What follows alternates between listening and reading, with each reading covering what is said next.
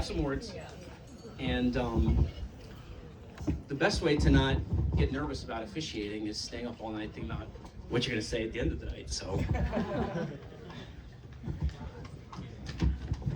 I did visualize holding it together until this was over. So let's tap into some of the Kylie and Jake meditative powers here. And this is double space, so we'll get to the band shortly. One last time, thank you to Mike and Stacy for hosting us. It's a wonderful weekend. Thank you for raising this tremendous woman. Mom and Dad, thank you as well. Thank you for raising thank you for raising Jake. I want to thank my wife, Nikki Rose, who's back with the children right now.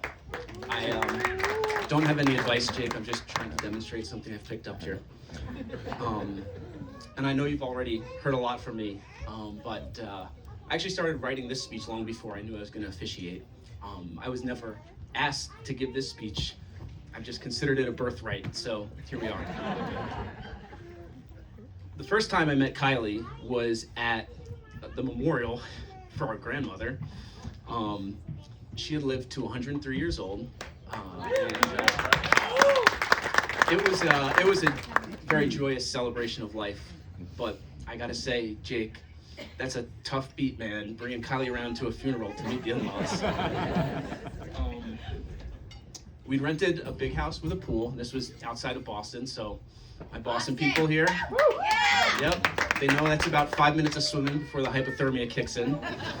And Jake and Kylie were flying in late at night, so we had all been asleep by the time they arrived, and we were all up bright and early with the little ones. I think Chase was a couple weeks old, so in the morning we brought them down to the gym to, mess with the equipment and work on the temple naturally, as you might expect. But we heard footsteps coming down in the kitchen, and and so the girls, they it's not even that emotional. I don't know why I'm crying. Give me a second.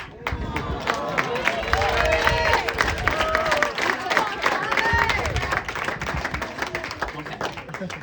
So anyway, they ran upstairs. This is ridiculous. Okay.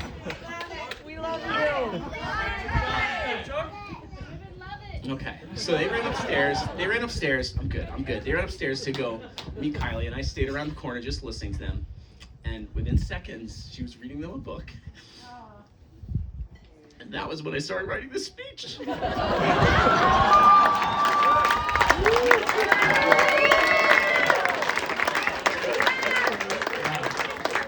Okay, that was the hard part.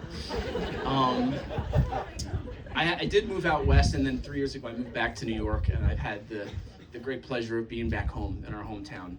And last year my parents celebrated their 50th wedding anniversary. And I asked my dad at the time, I told you I have no advice, I asked him what was his advice. And Steve, by now, ever the purveyor of vaudeville-style entertainment, said, "Don't worry, son, the first 50 years are the hardest." But me and my dad, we got to have a lot of catch-up conversations, and during that time, he pulled me over and he said, "Son, you know what? If there was one person I could have lunch with in the entire world, do you know who that would be?" And I said, "No, who, Dad?" with my eyes watering. And he said, "Jake." And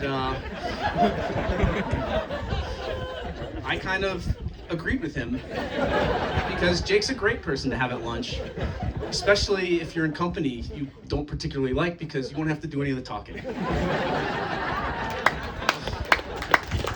But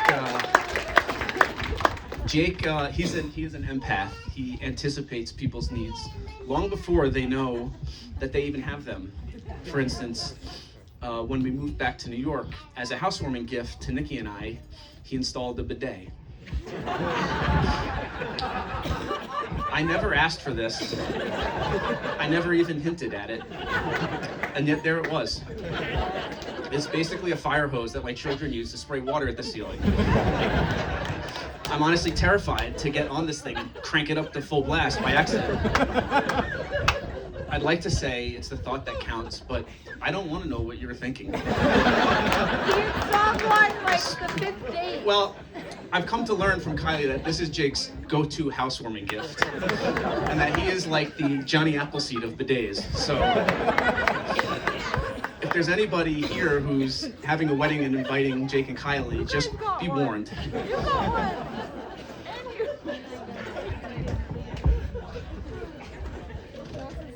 Okay. Anyways, all I can say is, if you guys ever get in a fight, just, just think about the last time you took each other out to dinner. If it's been more than 2 days, you're probably fighting about something else. That's about all I got. Not every day is perfect, and that's fine, but this one is pretty close. So, hi Kai, welcome. I'm in the running for the second luckiest guy in the room tonight.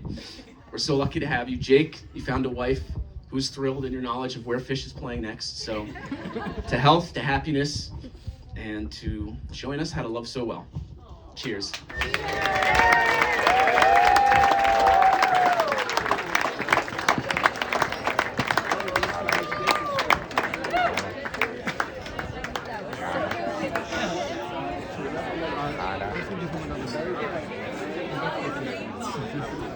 I think a lot of you too.